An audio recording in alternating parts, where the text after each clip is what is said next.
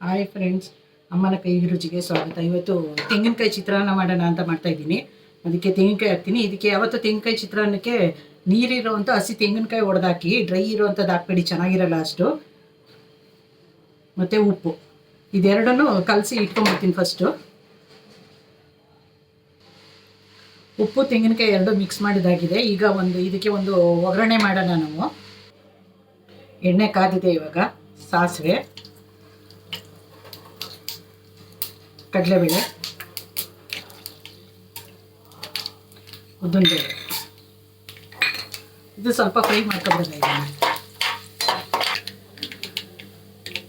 ಕಡಲೆಬೇಳೆ ಉದ್ದಿನಬೇಳೆ ಫ್ರೈ ಆಗಿದೆ. ಕರಿಬೇವು,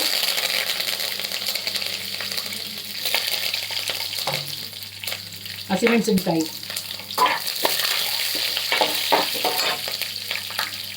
ಕೊತ್ತಂಬರಿ ಸೊಪ್ಪು,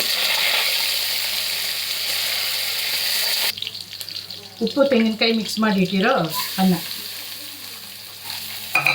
ಈಗ ಇದನ್ನು ಚೆನ್ನಾಗಿ ಬಿಸಿ ಆಗೋ ತನಕ ಮಿಕ್ಸ್ ಮಾಡಿದ್ರೆ ಹಸಿ ತೆಂಗಿನಕಾಯಿ ಚಿತ್ರಾನ್ನ ರೆಡಿ. ತುಂಬ ರುಚಿಯಾಗಿರುತ್ತೆ ತಿನ್ನೋಕ್ಕೆ. ಮಾಡಿ ನೋಡಿ ಒಂದ್ಸಾರಿ. ಸಿಂಪಲ್ಲಾಗಿ ಮಾಡೋವಂಥ ತೆಂಗಿನಕಾಯಿ ಚಿತ್ರಾನ್ನ ರೆಡಿ.